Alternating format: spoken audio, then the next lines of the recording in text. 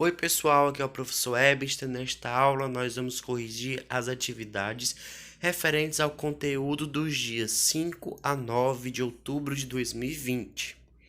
Primeira questão. Com base no que você estudou, explique como a distribuição de redes de transporte e comunicação influencia a distribuição de atividades econômicas. Vamos falar apenas nas redes de transporte.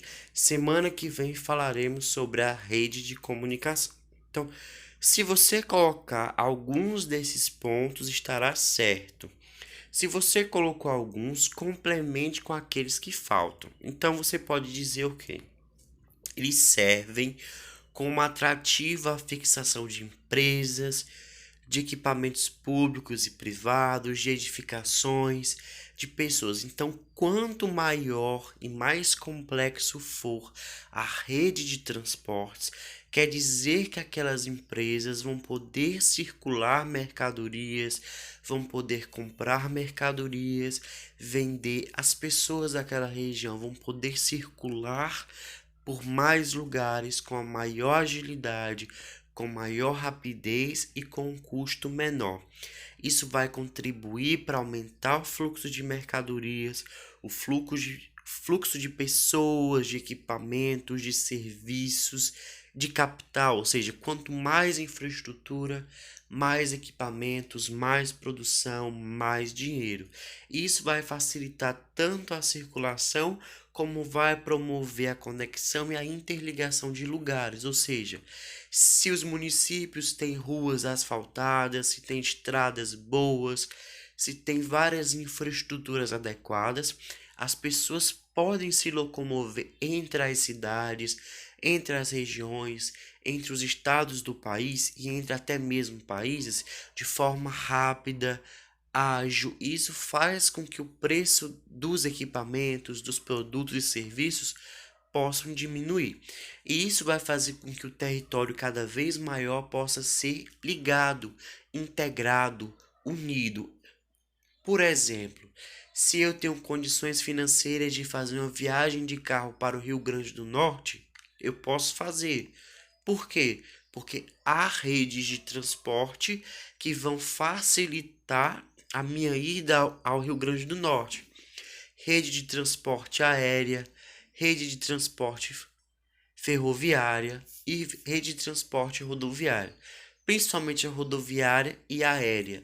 Isso quer dizer que aquele território que parece muito grande, ele na verdade não é, já que as redes de transporte vão ser mais ágeis. Mas isso também não quer dizer que em todos os casos sejam assim. Se a estrada estiver em péssimas condições, aquela viagem, aquele deslocamento vai ser limitado, vai ser demorado. Se a estrada, se a ferrovia estiver em boas condições, vai ser mais facilitado, vai ser mais rápido. Se formos colocar em um parágrafo, seria assim: as redes de transportes facilitam a ligação entre lugares, mercadorias e pessoas, pois possibilita a movimentação e a circulação desses bens e também dos seres humanos. Ou seja, quanto mais desenvolvida for a região, quanto mais a rede de transporte for extensa, for bem cuidada, quanto mais a estrada, a ferrovia for bem planejada, ligar vários lugares, mais atrativa será a região para empresas e moradores. Por exemplo, vamos pensar que a sua loja é de Fortaleza, mas ela vende para Calcaia, para Maranguape, Maracanaú. Mas as estradas estão ruins. O que isso quer dizer? Quando você for cobrar o valor do frete de entrega do produto, vai ser mais alto do que deveria ser. Por quê? Porque você vai ter custos de manutenção de moto, de carro ou vai pagar Uber. Se você tiver essa loja em uma cidade que tem boas infraestruturas, o preço do seu frete vai ser menor, porque o deslocamento vai ser menor, já que as infraestruturas serão melhores. Assim, nós podemos dizer que quanto mais extensa e conectada for a rede de transportes, o desenvolvimento do país ele é integrado, unido e as diversas regiões passam a exercer papéis complementares. O que isso quer dizer? Se o Brasil tem uma rede ferroviária boa, se o Brasil tem uma rede rodoviária boa, aeroviária boa, hidroviária boa, quer dizer que regiões distintas, regiões até mesmo distantes, elas podem, por meio das redes de transporte, se conectar.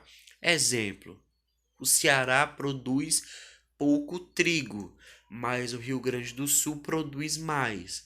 Se tiver uma rede rodoviária, ferroviária de transporte muito boa, aquele produto que sai lá do Rio Grande do Sul chega ao Ceará rápido, de forma ágil e forma barata. E vice-versa. Por exemplo, o Ceará produz caju, castanha de caju, etc. Mas o Rio Grande do Sul não e outros estados não. Mas eu posso morar em outro estado, sem ser o Ceará, sem estar no Nordeste, e comer caju e comer castanha de caju. Mas o preço vai variar mediante a qualidade do transporte e também de outros fatores. Então vai ajudar também as pessoas ou atrapalhar. Se formos observar essa imagem, nós temos o ponto A e o ponto B. Como que eu posso chegar lá de uma forma mais ágil? Seria a partir das infraestruturas, mas eu posso também pegar o caminho pior. Ou seja, essas infraestruturas vão nos influenciar de forma positiva ou de forma negativa devido à qualidade ou à não qualidade de sua manutenção, à extensão daquela infraestrutura, há também a sua quantidade, quais regiões são conectadas, por exemplo.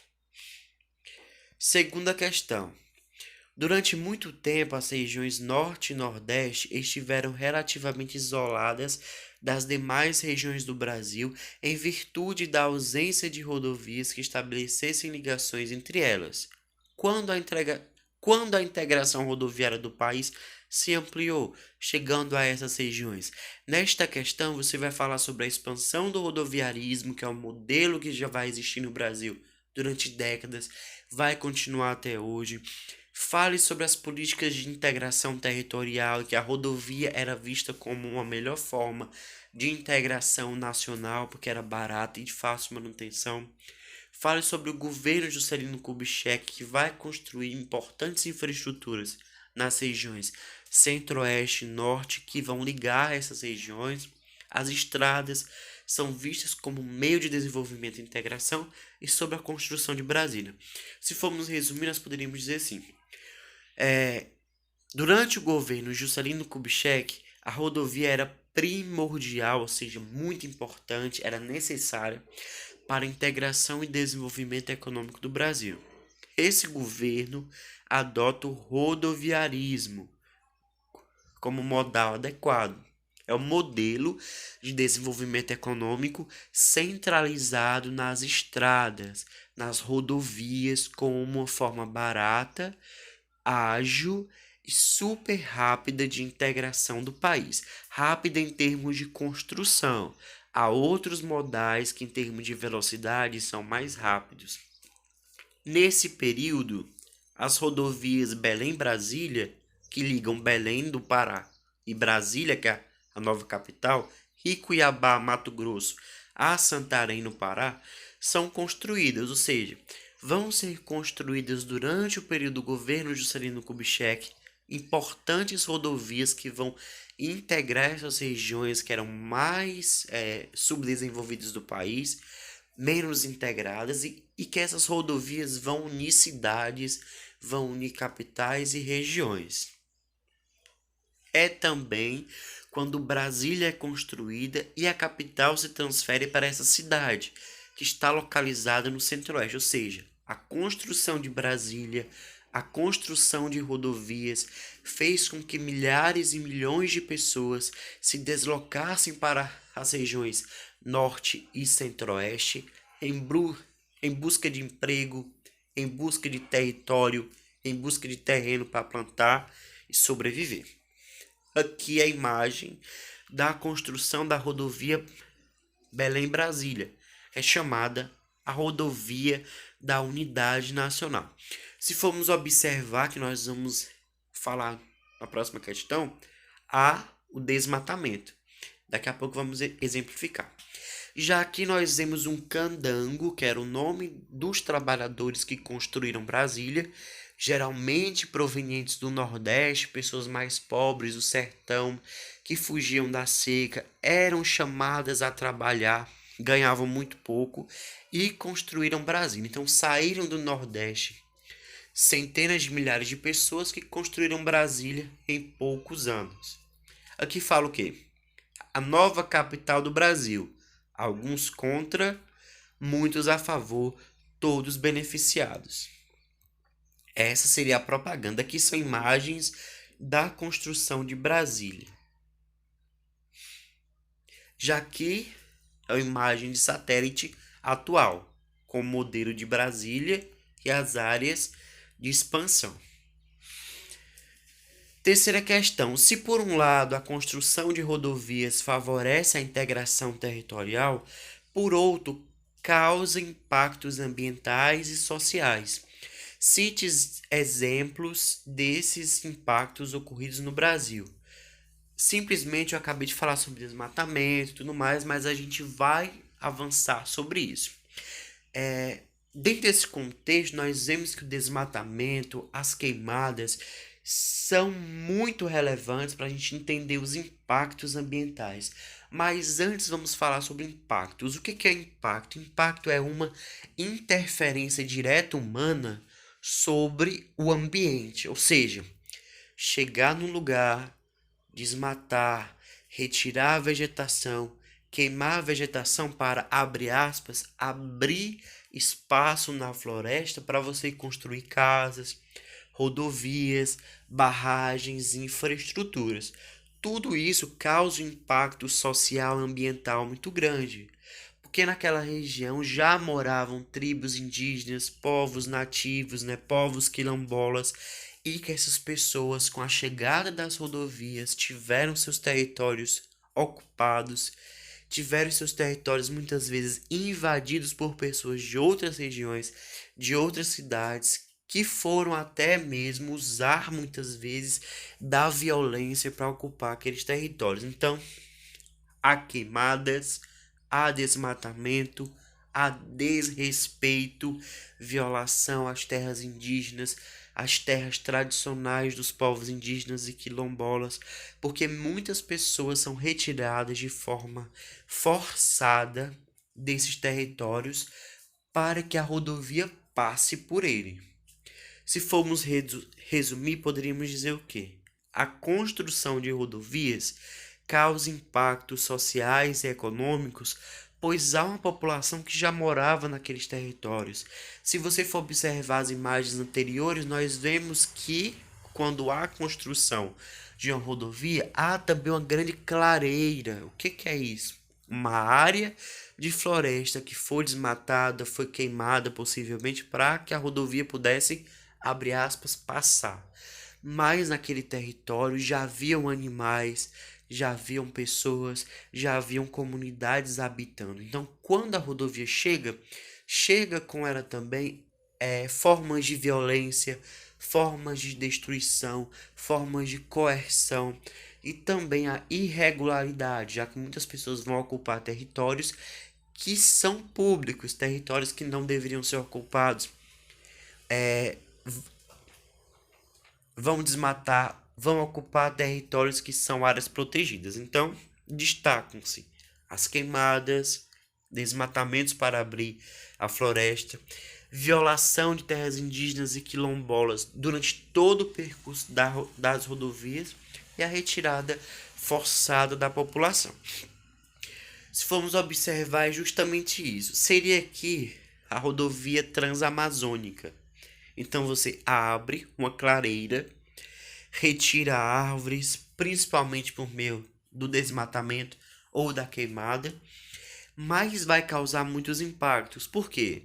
Se essa região inteira era inacessível, agora ela é acessível a qualquer pessoa. Então qualquer pessoa pode chegar, ocupar de forma irregular essa região e desmatar. Isso vai gerar o que nós chamamos de rodovia espinha de peixe. Por quê? Porque o governo constrói rodovias e chegam pessoas que vão desmatar as áreas ao redor. Se você observar, realmente parece a espinha de um peixe a essa rodovia, né? Já que a imagem mais específica seria a rodovia principal e depois as outras clareiras criadas muitas vezes de forma irregular. Então, antes não tinha ninguém, agora tem rodovia, as pessoas podem chegar e ocupar muitas vezes de qualquer forma. Quarta questão: pode-se afirmar que no Brasil a predominância do modal rodoviário no transporte de cargas em relação a outras modalidades de transporte? Explique. Se formos observar a aula anterior, veremos que sim, que o Brasil ele vai priorizar a rodovia por ser mais barata, pelo preço do frete ser mais em conta e também por ser mais fácil de construir e manter. Isso é chamado modelo do rodoviarismo, o modelo rodoviário. Então, é o mais utilizado por ser mais barato e também por estar dentro do contexto do ideário nacional de unidade, de integração territorial. É o que? É o modal mais utilizado do Brasil. Em 2012, cerca de 68% das cargas eram transportadas em rodovia. Por quê? São mais baratas para construir e manter. Mas por que essas políticas continuam? Por que o Brasil ainda continua focando nas estradas? Porque há décadas os investimentos são, em sua maioria, destinados às rodovias, porque elas buscam integrar a maior parte do país. Exemplo, em 1973, estas eram as principais rodovias do país. Se formos observar, praticamente não havia rodovia pavimentada que ligasse o Sudeste ao Norte. Já em 2000, nós vemos que há rodovias pavimentadas que integram o Nordeste ao Norte, o Centro-Oeste ao Sudeste, etc. Já a rede rodoviária, se formos observar, em 2013, ela era deficitária, pequena e não integrava a maioria do país.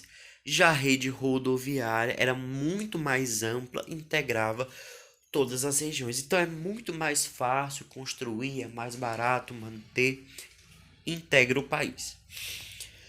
Quinta questão: descreva a distribuição da rede ferroviária brasileira em meados do século XX e no século XXI. Simplesmente,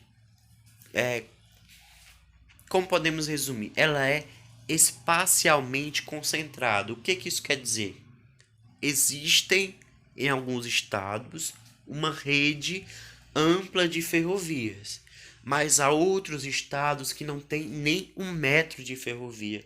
O que isso quer dizer? Que ela não vai estar presente no Brasil inteiro. Ela está presente em poucas regiões.